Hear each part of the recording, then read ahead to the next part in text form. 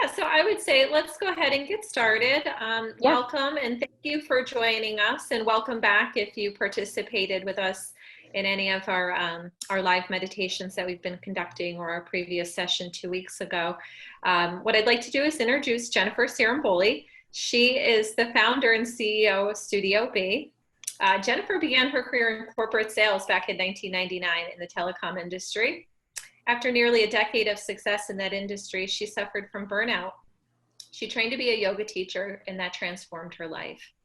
Jennifer embraced her entrepreneurial spirit in December of 2008 when she opened one of the first yoga studios in Northeastern PA. And she had that studio for years until she wanted to spend more time in deep studies in yoga and teachings of the Buddha. Jennifer sold Balance in 2015, and reflecting on her long career in corporate sales, she recognized that if she had learned some of the methods and techniques of mindfulness meditation years ago, she might have been better able to manage her stress in a healthier way. From that insight, Studio B was born, so we're thankful for her journey and her experience. Today, Jen is going to present anchoring using the breath and body to achieve steadiness. I'd also invite you to access a few guided meditations that we do have available on the portal. One that was recently posted was Box Breath. It is a short practice, and it's great for beginners. So again, that's on our portal, as well as there's a talk by Keith Bailey. And Keith Bailey is considered an expert in customer service. And he did put together a video, and we have another video coming from him in the future for your group. So I would invite you to access both of those things that are available to you on our portal. Now I'm going to hand it over to Jen. Thank you. Awesome. Thanks, Gretchen. Thank you so much. Welcome. And I know we have Lisa and Jamie here, and I'm so happy to be spending this afternoon with both of you. And I just want to start by just inviting you to jump in at any point. I hope that this time together will be interactive. I welcome any questions at all that you might have as we move through the content today. Okay? All right, so I'm going to share my screen and pull up the presentation. Can everyone see my screen? Okay, yes. Great. Okay, super. And Gretchen will also kind of keep her eyes out on the chat feature. So as we're going through, if you're not comfortable, asking a question out loud, just feel free to chat it in, and I'll make sure to address it. So today's session is going to be very experiential, and it is an introduction to practices using the body and the breath to feel more steady and easeful in the day. And of course, we could all use that. I chose this illustration of the boat with the anchor, which you could kind of see the chain moving down the screen and the anchor dropping into the sand, just to illustrate that, just like a boat needs an anchor to feel steady in waters that could be unpredictable, the breath and the body provide inherent tools to work with to create steadiness and ease in the often unpredictable waters of life. So here we are. Mindfulness has really risen to the top of practices suggested to help in this effort. And of course, I just love this picture of the word mindfulness, and we have all these happy people kind of standing there. And corporate mindfulness is interesting because it's something that's really been embraced. Of course, it was first embraced through executives, C-level executives in the suites that were looking to use mindfulness to work with the mind trainings to enhance their productivity, their focus, concentration, and improve themselves in their capacities, in their leadership capacities within their companies. And of course, we know that all of those things work. But what we soon realized after we started seeing companies really embrace mindfulness as a business strategy is that when these practices really ripple out throughout a community, so really wide and deep within organizations, when companies are able to impact how people are relating to the internal environments, then they quite naturally, these practices quite naturally spill over into relational benefits throughout the organization. So mindfulness as a organizational wellness strategy has kind of naturally come about, especially over the last 10 to 12 years. And especially because we've got a ton of evidence now based on years and years and years of studies in neuroscience and neuropsychology on the efficacy of these practices and how simple practices can really ripple into transformative change for people and teams, people and families, people and relationships. So we see the word everywhere. If you go to the grocery store, next time you go to the grocery store, all masked up, of course, just look around and you'll notice the word mindful or the word mindfulness on, slapped on cereal boxes, on different products throughout the grocery store, on magazines, on books. And, so there's some confusion oftentimes when a word suddenly makes its way into pop culture. So by the end of today's presentation, my hope is that you'll have a really firm understanding what mindfulness means, how to work with it in both an informal way, so in these micro practices that we'll offer, and then also in a formal practice capacity, which can be extremely beneficial and again, transformative. So the best translation, I think the most commonly embraced translation of mindfulness, so just the word mindfulness, what it is from Jon Kabat-Zinn, who is really a pioneer in the field of mindfulness, in the neuroscience of mindfulness, in the practical application of mindfulness in therapeutic modalities. And Jon Kabat-Zinn is a physician out of the University of Massachusetts, and he defined it as this: paying attention in a particular way on purpose, in the present moment, and non-judgmentally. Okay, and all of those words that I emphasized are really, really important. So paying attention in a particular way, right now, without judgment, without wanting to change anything. So here we are together. It is, roughly 3:10 or something like that. And I'm so happy that we're here together right now in this very moment. And I'm just glad that you both showed up today. So mindfulness, how we define it at Studio B, is just this emphasis on moment to moment awareness. So right now, in this very moment, we're together and it will never be repeated, which means that this moment is really important. We could also say it's precious because it will never happen again. And when we anchor into this idea that right now can't be repeated, this very moment can't be repeated, it really strengthens our capacity to be in our lives right now in the present moment directly.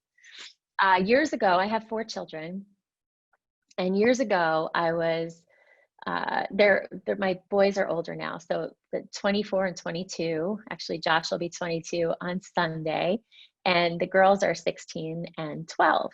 And this is probably about a decade ago, and I was Christmas shopping with my 4 kids, which is very stressful. So any of you moms out there recognize that the holidays in and of itself could be incredibly stressful. So here I am in the mall by myself with the 4 kids. Tess was a baby. Sophia was very little. Of course, I was rushing around, dragging them through the stores. Kids were complaining, so on and so forth.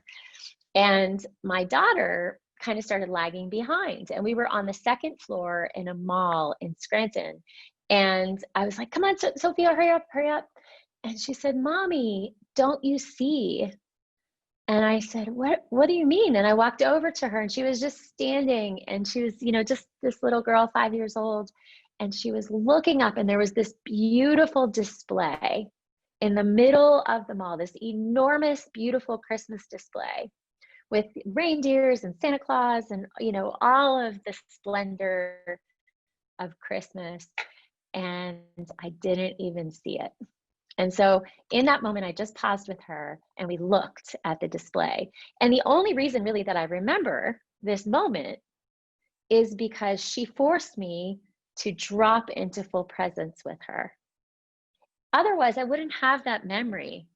That moment would have just kind of slid by. And I don't know about you, but life goes rather quickly. It goes very quickly. My oldest child, I always think of my kids when I talk about this moment to moment awareness, because geez, just like that, here we are, and Jacob's 24 and done with college and out on his own. And where did that time go? So I really don't want to miss those precious moments. I really want to be in my life fully. And mindfulness for me has been a way to do that more often. I can't say that I'm constantly present in every moment of every day, but the moments that I am present are richer and fuller and more beautiful because I'm able to drop in. Mindfulness, John Kabat-Zinn, mindfulness, when he brought the practices of mindfulness to the West in the early 70s, he really secularized these practices. He wanted them to be accessible for everyone because as a psychiatrist, he recognized how much we needed these remedies for this modern life. And so it was really important to him to kind of strip out any spirituality, but keep the practices really rooted in tradition. So that's what we're doing here today. Of course, these practices and what I just tried to talk about with my example with Sophia is that they bring us into this deeper intimacy with our lives, which is really, really beautiful and important. So when we're doing that, when we're dropping into present moment awareness, whether we're doing that in just a mindful moment, just us right now here being together fully, paying attention to what's happening without the need to change anything, is being here in full presence, we become more alert, we have a little more energy, things get a little calmer, a space opens up in the minds, and we're able to really be present for moments of joy and wonder and wisdom and freedom, and also sadness, the suffering of life. So we could be present in the joys, in the sorrows. We could be present without this need or desire to push anything away. So we're really open to whatever comes. And that's really important. Now, mindfulness meditation, the formal practices of mindfulness meditation is where things really get juicy. So this is where we could really reap the benefits cognitively, physically, emotionally, mentally, interpersonally through these more formal mind training practices. And when I say mind training practices, some people get a little worried about that. They're not sure that they really want to open up the minds, right? So I had my dad say, years ago, he's like, I don't want anyone in my mind, messing things up or steering me in a way that I don't want to go. And that's definitely not what it's about. If you're like me, sometimes the minds could get really, really busy. And these practices and tools, these techniques and methods just help us calm things down and see more clearly. And when we do that again and again and again, consistently, over a very long period of time, we can literally retrain the mind. We could retrain our responses to life. There's less reactivity, there's less pushing away, and there's a calm way to kind of approach both the joys and the sorrows. So this deliberate training of attention builds pathways in the brain that get stronger, just as we would strengthen the musculature of the body. We could strengthen the musculature of the mind, of the brain. And it wakes us up, right? How often do we recognize or witness folks just kind of sleepwalking through their lives, right? Just on autopilot. And it happens to me, it's happened to you.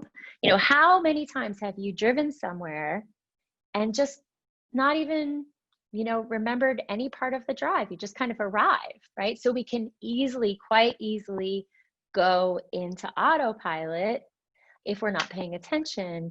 And those moments when we're just operating in that autonomic way are kind of lost, right? We kind of lose something. Life gets kind of less vivid than it could be.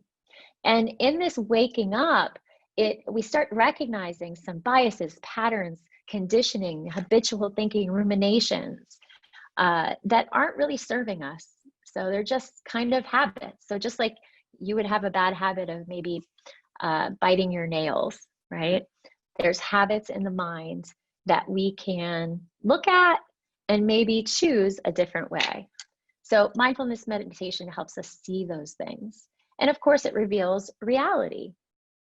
So what's happening right now?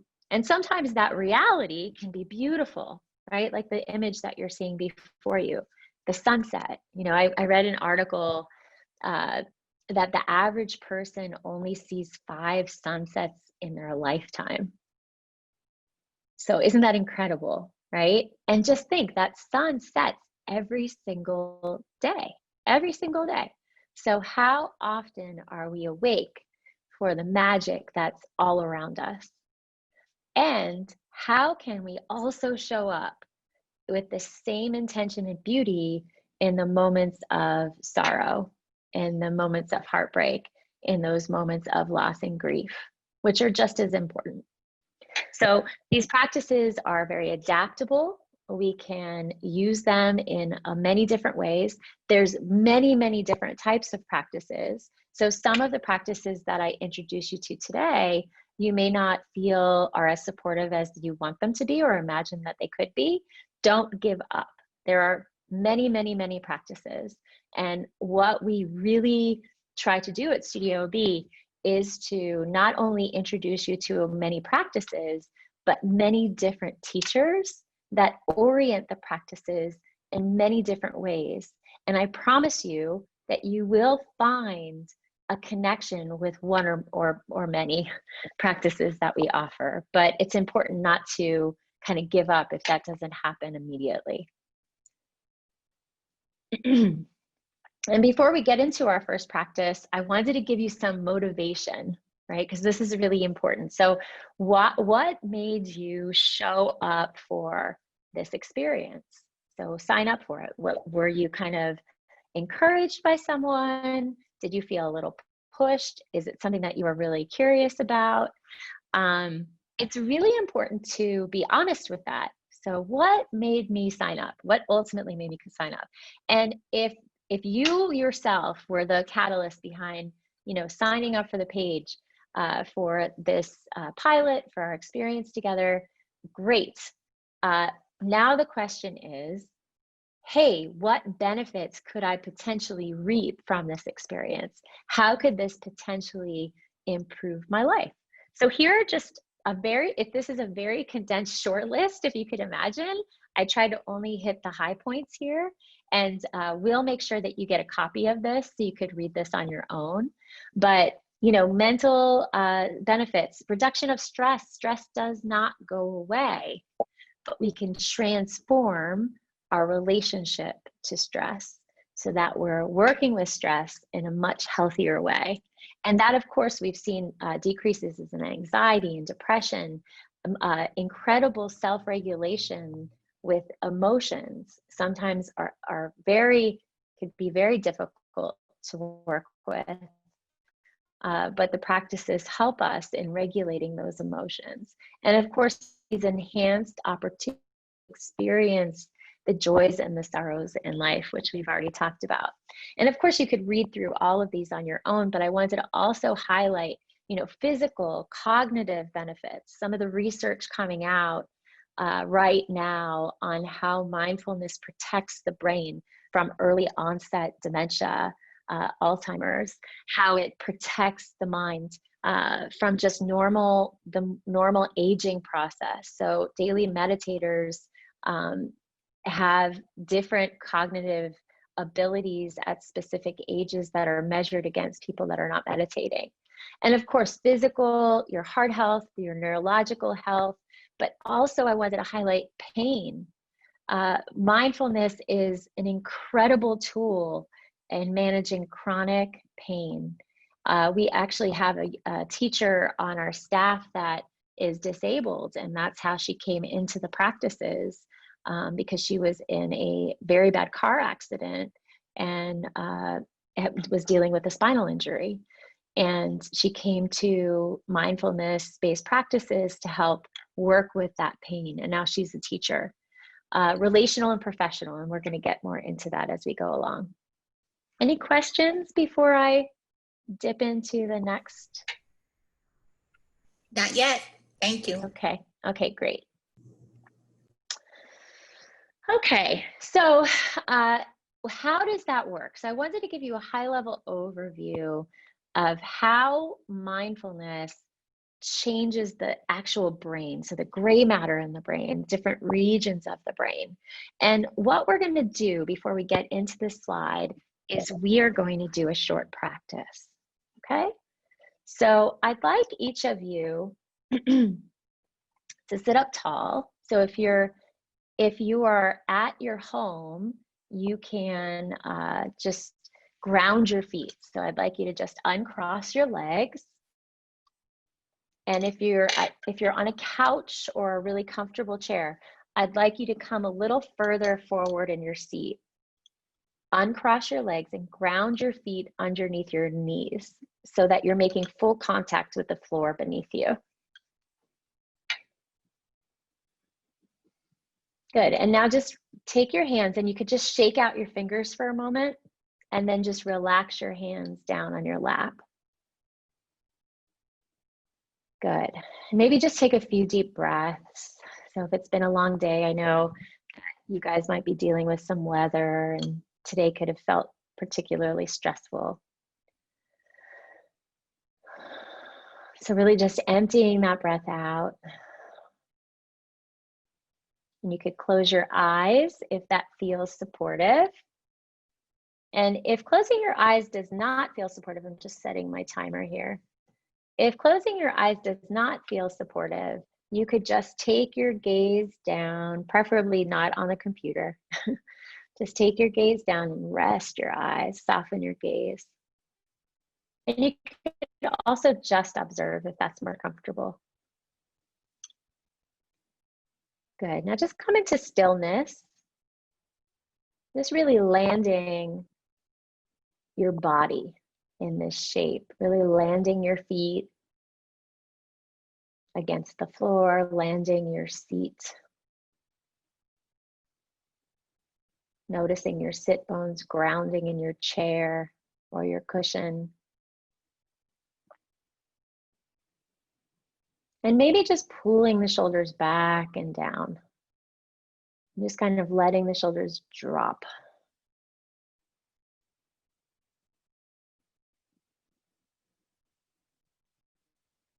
Now just settling into your body for a moment. Just really feeling your feet. Notice if your feet are in shoes, how the shoes feel. You could even wiggle your toes, kind of waking up the toes by wiggling them. And then just inviting stillness into the feet.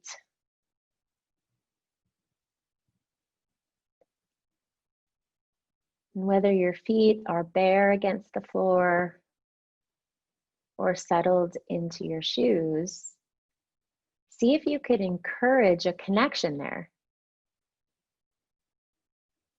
A heaviness, a landing.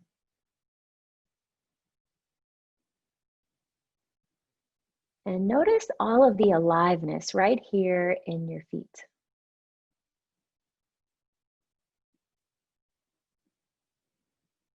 And notice how you can place your attention in the body. Noticing the feet, noticing your knees,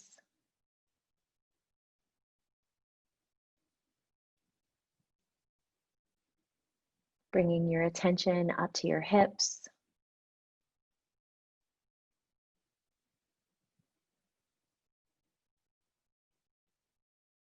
Notice the heaviness there in the hips landing in the chair or the cushion.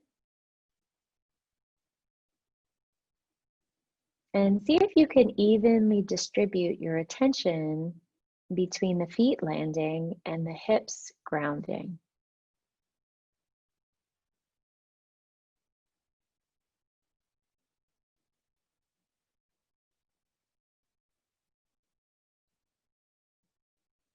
Notice your hands against the legs.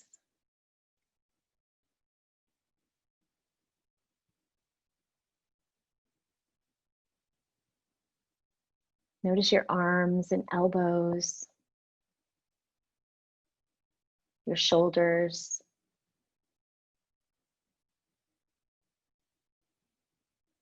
Notice your spine.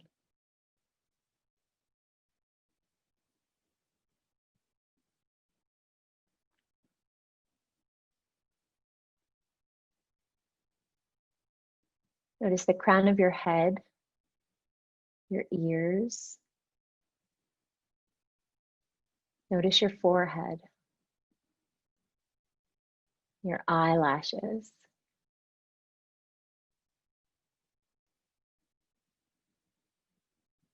Notice your jaw. Notice your tongue and see if you could really relax it back and down in your mouth. Noticing your lips.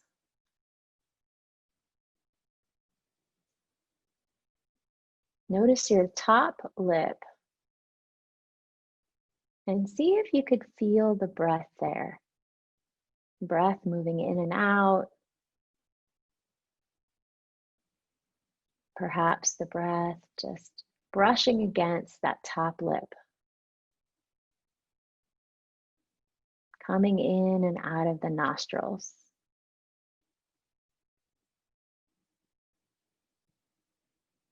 And if you don't notice the breath there, see if you could find it in your body.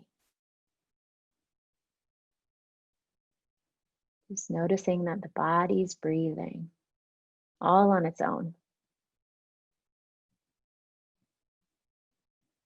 The expansion and contraction of the breath.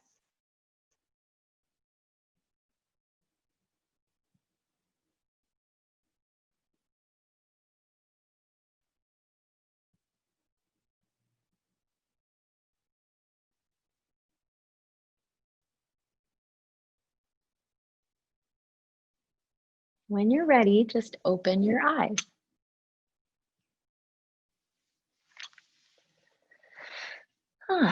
Okay, so I'm curious to see how that felt for each of you.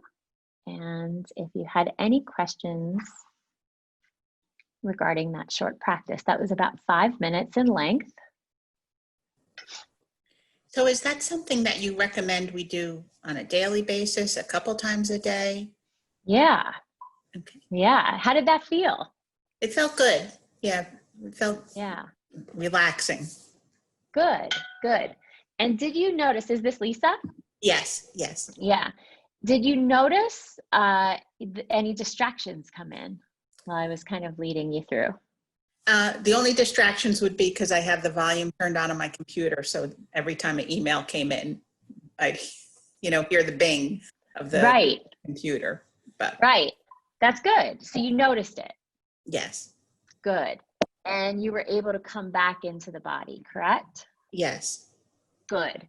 Okay, so that's the point. And that's what I wanted to emphasize here. And I was kind of hoping that there would be some distractions that came up. So Jamie, I hope that you were kind of feeling that too. We notice the distractions and then we gently return, right? So that's the next instruction, is to anchor into the body, right? And I provided a lot of different touch points in the body because I wanted you to just kind of notice how you can move your attention around, right? We could just rest the attention completely in the feet. We could just rest the attention completely in your hands. We could just rest the attention completely in the breath. Jamie, did you have a question? I didn't have a question, but I was just wanted to share that my distraction was my dog who was coming to beg for some attention. So what I did was I was petting her and I was like grounding on my hand and how her fur felt and how her body was reacting to me. So I kind of went that direction while we were doing it. That's beautiful. That's really nice. That happens to me a lot. I have 2 dogs that I'm like completely obsessed with. And so when I practice my meditation in the morning, they lay right next to me. And every now and then they'll kind of, nudge their nose against me or lay their head in my lap. And, at one point, especially early on when I started practicing, I'd lock everybody out. And I quickly realized that did not work because, when you lock them out, they just want to come in more, the kids or the animals. So then I was like, okay, well, the door's open. I'm going to sit and do my practice. And this is life, right, for me right now. It's busy, right? And these beings, my children, my pets, they love me. And so them being here with me in this practice is pretty special. And so in those moments, those precious moments, and I want to emphasize that word because it's a word that we really embrace in this practice. And it's actually has this potency to it, right? We look at something and we acknowledge how precious it is, and it just fills the heart with gratitude, and it fills the mind with grateful thoughts. And when we're holding gratitude, we can't hold those negative feelings with the same capacity. So we're actually not able to neurologically, right? So when gratitude fills us up, it kind of opens our heart space a bit. So you did exactly what you should do. Oh, wow. I could feel his fur. I could feel him responding or her responding to me. And in this moment, here I am with my dog. And that's really beautiful, right? So all of those experiences are really important. And the whole idea of mindfulness, remember, is to be in this moment in reality. The reality of this moment right now is I'm trying something new. I'm a beginner and I'm going to embrace that. And here my dog is. And oh, isn't that kind of interesting? Like I could be in this practice and it doesn't make me feel isolated from my dog, from my beloved people in my life. It just enhances this connection that you want to have, right? That's why we're here, right? We want to feel connected and calm in relationship too. So can I share something about Jamie's comment? Because I recently met a dog trainer who trains from a mindfulness perspective.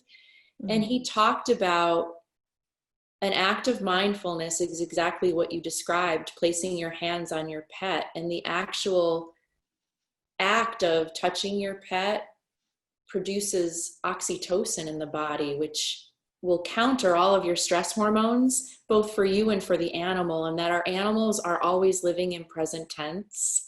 They're always in the now. So there are sort of like these great mindfulness tools. And he really encourages, especially now during this incredibly stressful time, a lot of us are home now and we're around our pets. And the question he's asking is, how often are you actually connecting with them, even though you're around them all the time? So, just sort of putting back on our radar that, wow, they're here with us. They're sort of these portable mindfulness reminders. And the act of being with them and petting them is a natural form of relaxation. Yeah, so important. So important. So I think what I was trying to do in this practice is really calm you guys down because I think we have these ideas that mindfulness meditation is only for highly skilled teachers. It's for, somebody that's committed their life to these practices, that it requires a lot of time and effort and energy and this and that. And here I'm here to tell you that I have an incredibly busy life. I have 4 kids. I have 2 dogs. I have 2 cats. I have a flock of chickens. I have 3 guard geese. I have a husband who is more, needy than all of those things put together. So, here and running a company. So here we are, and we could fit these opportunities to stay connected into very short, extremely potent practices that we could trickle into our lives quite easily. And we know there's been 5,000 different studies. There's more now. That was a fact from last year. So I have to find out how many more there are now. But in the last 20 years, there's been over 5,000 studies on the neuroscience of mindfulness. So we know, we have evidence that dramatic changes happen in the brain when we do these practices. And they don't have to be 45 minutes twice a day, which when John Kabat-Zinn brought these practices into the West, 40 years ago or 50 years ago, he said, you have to practice this twice a day, 45 minutes a day, and there's all these rules, and it was very rigid, but it was formed that way so we could really test it, because up until at that point, there had not been scientific evidence that these practices worked so dramatically. So he had to make the practice of mindfulness rigid so that it could be studied. What we know 50 years later is that you only need consistency over a long period of time. And when I say long period of time, most people start seeing dramatic improvements in their life, in their concentration, focus, relationships, less reactivity,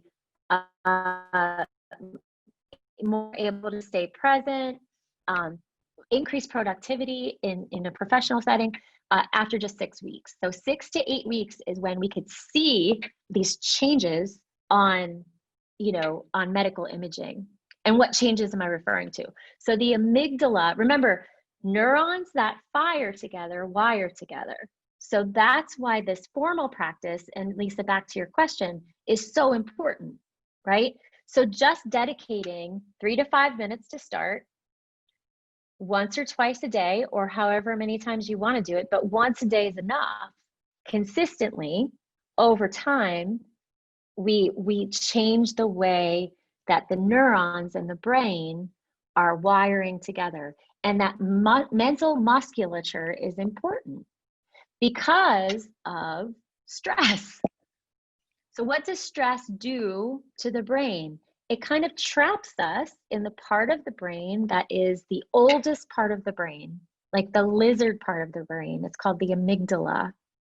And that's where the stress hormones of cortisol and adrenaline start kind of flooding the brain and neurologically, cognitively trap us into this fight or flight mode, which is where this is concentrated. So in times like now, where things are, very stressful, here we are with dramatic changes in our life. My 12-year-old's not going back to school. I'm going to be homeschooling her. So I'm really feeling the stress of that, trying to just come up with her curriculum and this overwhelm I could feel it flooding me every now and then, where I'm like, how the heck am I going to homeschool a 7th grader and keep up with all my other responsibilities? So we're all feeling this, in other words. It's a very stressful time right now. And it's more important than ever to have practices that help us leave the part of the brain that's kind of trapping us in this stress response and make our way into the prefrontal cortex, which is higher thinking.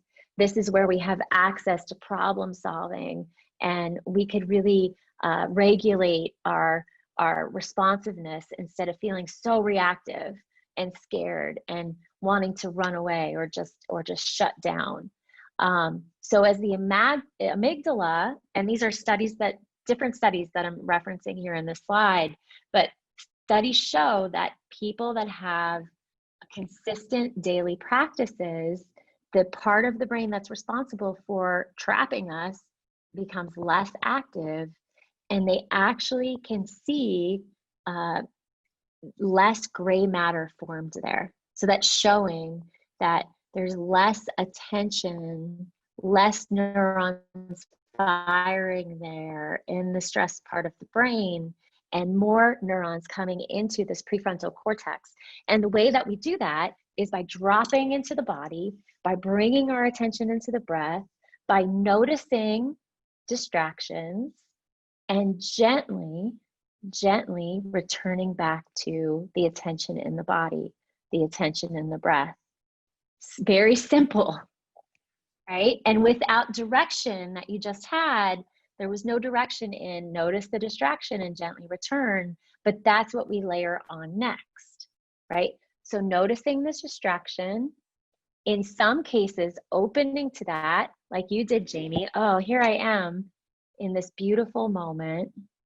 And then the dog leaves, and then you come back, or the dog settles and you're able to come back.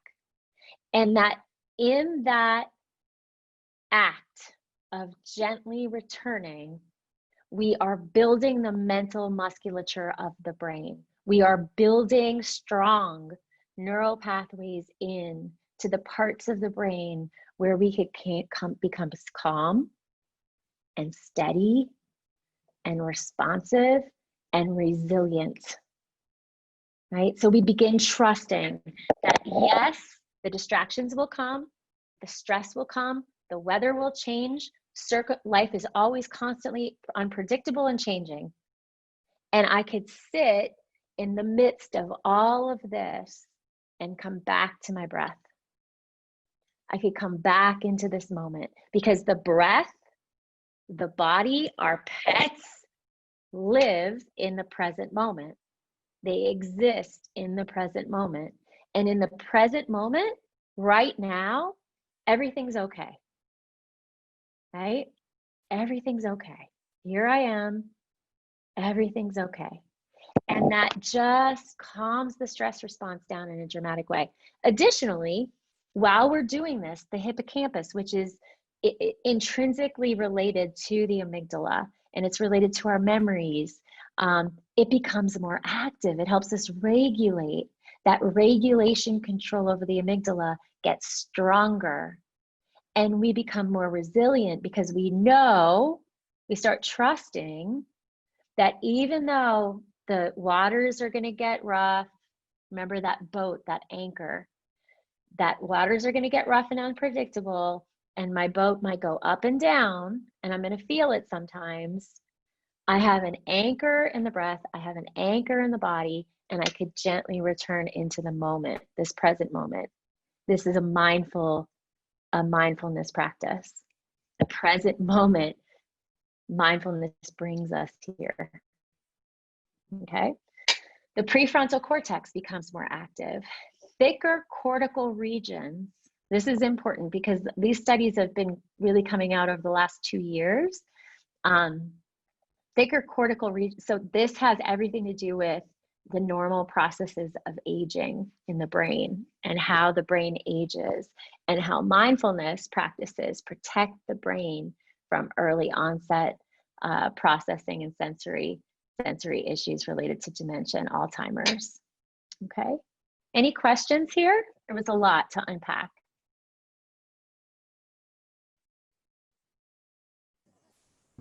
Nope. Nope. Okay, all right, great. Wow, this hour's flying by. All right, so everything we just did, right? We use the breath as an anchor.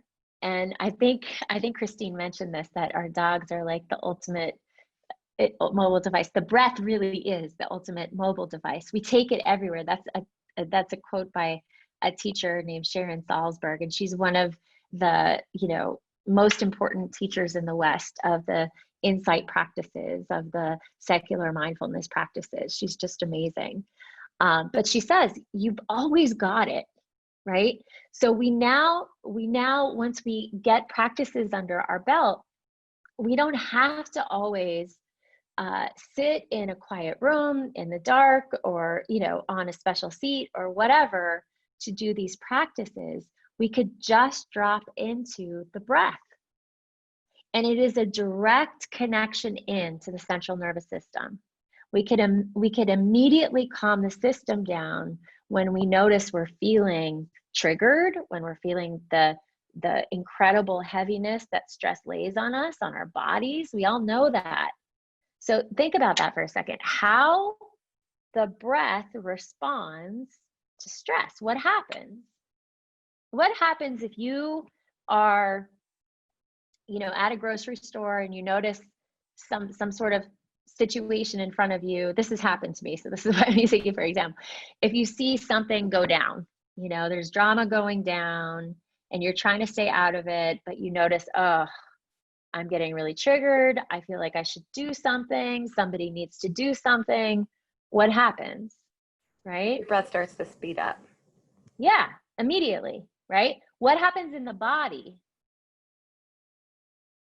What does the body do when it's confronted with stress? It's tense. Yeah. I know right away my tension goes into my shoulders. You know, I know a lot of women feel that. Oh, right? Or if I'm driving, I get really stressed, right? And your shoulders are like by your ears, right? So the body responds, the breath responds to life, to every situation, whether it's positive or negative, whether it's pleasant or unpleasant, whether it's neutral. The body's absorbing it and responding, whether or not we're paying attention. The breath is responding. Remember, the breath and the body are intrinsically linked. You can't separate them. Okay? We also cannot separate the breath from the central nervous system, the body. So when you're noticing, right? Oh, I'm noticing, I'm triggered. I'm angry. Anger is here, right? I could feel it in my body. Tension is here. Fear has arrived. Here we are. And you notice the breath is starting to get out of control. You can then connect to the breath, stretch the breath out, stretch the exhale out, and calm the system down rather quickly. As a matter of fact, science tells us that it only takes 3 full, deep, conscious breaths to start shifting out of the stress response and calming the entire system down rather quickly. Okay? So I want to drop into the qualities of the breath here that are really important and super helpful as beginners to these practices. The in-breath, the out-breath, and the space between the breath. Okay, do either of you have a breathing practice that you do or have been introduced to breathing practices before? This is Lisa. The only thing I have is I have my iWatch. So it reminds me once in a while to take a breath, and it kind of. Yeah, it kind of expands and contracts. Yes. Does that help you? Yeah, it does. I don't do it as every time it reminds me to. Right. But it does help when I do it. Good. How about you, Jamie? Do you have a tool like that you've ever used? I started implementing breathing practices during my workouts. I do a lot of heavy lifting, and just to be mindful of my body, how using these heavy weights impacts it. So I try to make sure that I'm breathing mindfully or diligently when I'm doing my exercises. Excellent. Very good. So you've already experienced how powerful that is, right? Yes, absolutely. Extremely powerful, right? So just imagine how powerful that breathing practices can be if we're just in stillness, if we're caught in a moment that's particularly rattling, right? If we could remember in that moment to drop into the body, come into the body. Remember, the body and the breath can't be separated, right? Come into the body. Acknowledge what's going on. Tension's here, right? I feel tension in my neck. I feel it in my gut, right? I feel sick to my stomach. You might feel that. You could feel tension, right? I could feel heat in my chest. We could feel all these examples. It's different from situation to situation. We could pause and acknowledge the breath. What's the breath doing? Oh, the breath is choppy, short, anxious, right? We could describe it in a lot of different ways.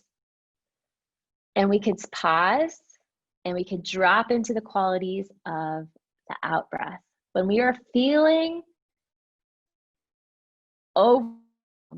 fear, anger, panic, we could drop into the qualities of the exhale, the out breath. If we just lean into the out breath and stretch it out just a little bit longer than the in breath, it'll start calming the heart rate, your central nervous system, the tension in the body will settle, right? If we could just relax the system in the out breath, in moments of panic, in reactivity, of moments of being triggered, extremely potent. We're going to do a practice in a moment. What do you think the qualities of the in-breath are and an application of those qualities in a real life scenario? So any ideas there? So if the quality, the main quality in the out-breath or the exhale is relaxation, is a relaxing, calming quality, what does the in-breath do? What's the main quality there and how could we use it?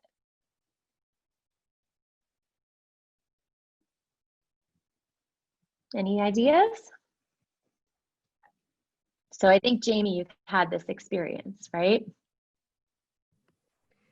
The in-breath is when I'm lifting, is when I'm going through and I'm bringing it down, but I breathe out when I bring it up and it's hard. So yes. In-breath for me when I'm working out is the bracing for the next step to come, I guess. Yeah, it's the load, right? Yes. Right. Okay, so think about this for a second. What is the breath actually doing for that load? It's preparing in what way? It energizes the system. It brings alertness and vividness and oxygen, right, into the system for the push. Okay, so we're inviting this vibrancy in, this energy, this life force energy. In Eastern cultures, we could call it chi or prana. In the West, we call it oxygen, right? But there's also this quality of vividness, of alertness. We're right there. When we're hyper concentrating on the in-breath, it drops us into presence completely, okay? And if we're not doing it with awareness right now, we may not be aware that that's actually happening.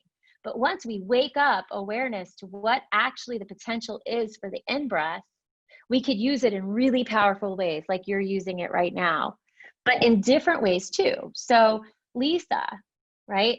Do you ever notice in the middle of the day, and I'm just saying, I just called you out, not for no particular reason, just to get your voice in the room, but because we all feel this, right? Like it's 3 o'clock, like right now, right? It's almost 4 o'clock. We start feeling sluggish. It's just a natural time. As a matter of fact, I was just listening to a sleep podcast because I've been having trouble sleeping. And they were saying that it's just a natural cycle of the day.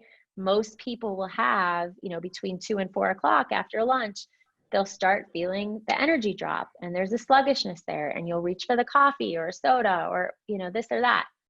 Well, what is another healthier option is just landing in the qualities of the inhale, wakefulness, alertness, vividness. How about when we're in a meeting and we're with another person and we notice, I'm just getting dreamy or I'm dropping into, a past conversation. What do I need to get me here right now? The inhale. Remember, the quality of the exhale will calm the system, will relax the system, will kind of settle us down. And we need those qualities so much. We need that quality. We could lean into the exhale so many times in a day. But there are also times that we need to be more clear and awake and present and ready. And that's when we focus on the qualities of the in-breath. So we could just invite it in. here I am. Exhale, I'll settle, right? So we're gonna do a practice in a minute. I would just wanna, I'm crunching for time here. So do you guys have to have a hard stop at 4 o'clock? This is Lisa. I do. I could probably go a minute or two over, but I have a call. Okay, no problem. Lisa, what I'll recommend is I'll do the practice at the end. You could jump back into the practice and do that later for the pranayama practice, for the breathing practice. Okay. Okay. So we talked about all of this already. So I'm not going to emphasize anything here really, because we've just gone through a very interactive discussion on it. But just know, just to emphasize, the body absorbs all of it. All of it. And we have to be willing to notice how the body has absorbed tension and what it's done. And we could use these practices to literally unwind that tension. So the tension's there, the practices release it, right? So I spent years and years in my yoga practice trying to release tension from my body. And it wasn't until I dropped into the mind training practices, mindfulness practices, that I was able to undo the tension that was there. So it wasn't pushing myself physically, it was actually relaxing into what's here right now. And then the body just will let go. And we can teach you how to do that. So these last two slides are really just emphasizing, you know, how stressful this time has been. Just getting here to the office was stressful for me today. You know, the act of wearing our masks, it's so important, but it's also really stressful. It's really different. So just be kind to yourself. There's dramatic upticks in, you know, people really struggling. So 45% of the population is, you know, admitting, oh man, I'm struggling here. I'm having more anxiety than I normally do. I feel depressed. I'm having major episodes, you know, so on and so forth. And so it's really important just to acknowledge what we're going through, acknowledge that this is not normal. We've never been through this before, and be kind to yourself. Be exceptionally kind and compassionate. And lastly, I just wanted to point to, you know, what you're doing, what you're going to start with. These practices, very simple, very potent. Very simple does not mean very easy. Okay, so it's different. It will be challenging at first, but I promise you that you could do it. Okay, I promise you, if I could do it, you could do it. So I know Lisa has to jump, but I wanted to offer one more practice today. Jamie, are you able to stay on for the practice, or do you also need to jump? I'm good to stay. Okay, great. All right, Lisa, thank you so much for being here with us today. And I hope that you'll be able to jump back into the portal and either watch this recording, or I'd also like to highlight Bjarne's practice on box breathing would be a great alternative to do instead of jumping back into this recording and skipping ahead. So you could find that in the practices part of the portal, and Gretchen can even follow up with you to point that out, where to find that directly, okay? Yeah, that would be great. Thank you very much. Thank you for your time. I very much appreciate it. Yes, thank you so much for coming today. I hope to Okay. see you again soon. Yeah, take care. Okay, bye. Bye. Okay, so Jamie, for this practice, I think this will be super helpful to you. I'd like you to sit up nice and tall, and again, ground your feet. So you could also stand up, especially if you're feeling sleepy or sluggish right now. You could go ahead and do that. So just as long as the feet are grounded, either under the knees if you're sitting or under your hips if you're standing. Okay. And if you're standing up, sometimes it's hard to close your eyes and feel, you know, steady standing. So that's up to you. So close your eyes or set a soft gaze forward and down. And I would like to invite you to empty the next exhale out completely. So just really exhale here, empty, empty, empty, empty, empty the breath. And now inhale, 2, 3, 4, 5, and exhale 2, 3, 4, 5. Inhale, 2, 3, 4, 5. Exhale, 2, 3, 4, 5. Inhale, 2, 3, 4, 5. Exhale, 2, 3, 4, 5. Inhale, 2, 3, 4, 5. Exhale, 2, 3, 4, 5, 6, 7. Inhale, 2, 3, 4, 5. Exhale, 2, 3, 4, 5, 6, 7. Inhale, 2, 3, 4, 5. Exhale, 2, 3, 4, 5, 6, 7. Inhale, 2, 3, 4, 5, and gently hold the breath. Now exhale, 2, 3, 4, 5, 6, 7. Inhale, 2, 3, 4, 5. Hold the breath gently. Exhale, 2, 3, 4, 5, 6, 7. Last one here. Inhale, 2, 3, 4, 5. Hold. Exhale, 2, 3, 4, 5, 6, 7. Inhale, 2, 3, 4, 5. Exhale, 2, 3, 4, 5, 6, 7. Inhale, 2, 3, 4, 5. Exhale, 2, 3, 4, 5, 6, 7. Inhale, 2, 3, 4, 5. Exhale, 2, 3, 4, 5, 6, 7. Last round. Inhale, 2, 3, 4, 5. Exhale, 2, 3, 4, 5. Inhale, 2, 3, 4, 5. Exhale, 2, 3, 4, 5. Inhale, 2, 3, 4, 5. Exhale, 2, 3, 4, 5. And just relax your effort. Keep your eyes closed and invite the breath just to settle into a natural rhythm.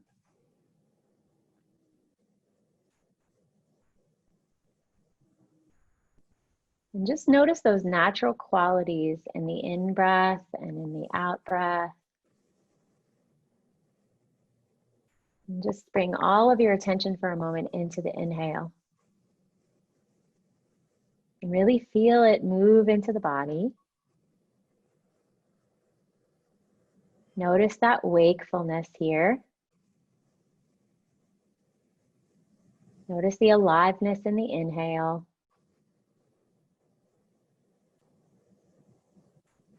Notice how the in-breath provides a vividness, detail into this moment.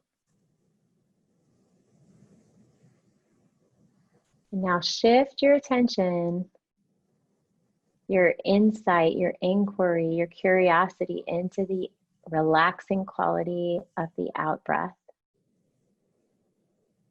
Just landing all of your attention there.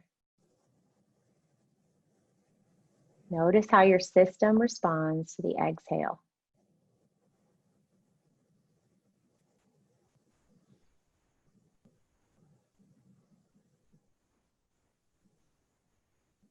Every cell,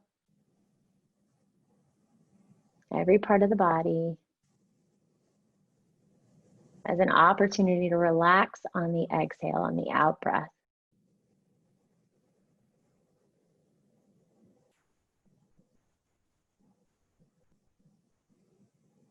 Now just relaxing all of the effort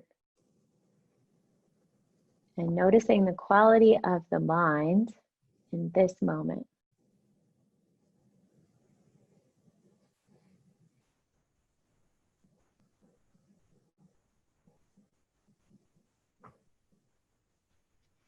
And when you're ready, you could open your eyes and come back into the space with me.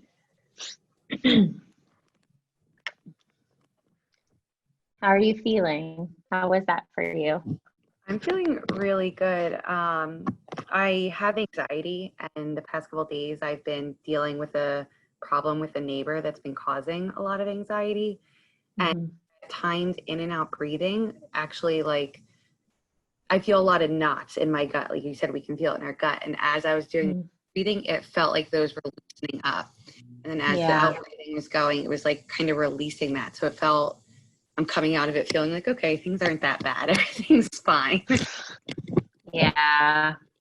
Oh, I wish I would have known that before. So, okay, so here's the good news is that there's a practice in the portal. It's called the Hara breathing. Okay. And it's in the meditation practices. It's a guided practice. I think it's either with Sarah Jane or Jennifer O'Sullivan. I could check for you, but the Hara breathing specifically is a deep belly breathing that's really, really good because we hold a lot of tension. You're not alone in that. People in general hold a ton of tension below the navel, that low belly space. And there's a lot of repercussions from that. It affects our digestion, it affects our emotions, Right. it affects, and so the Hara breathing is a really deep grounding breathing practice with meditation mingled in, and it's really, really, really good for what you're experiencing. So I hope you'll give that a try too. Absolutely. Thank you for the recommendation. Yeah, you're welcome. You're welcome. It was so nice to meet you and have you today in the class. And please feel free to reach out at any time if I could answer any additional questions. Okay, great. Thank you so much for being here today. I really appreciate you making the time for us. Yes, thank you. I appreciate you being here. So, all right, awesome. Well, have a great day. And I hope to see you again. Of course. Thank you. Okay, thank you.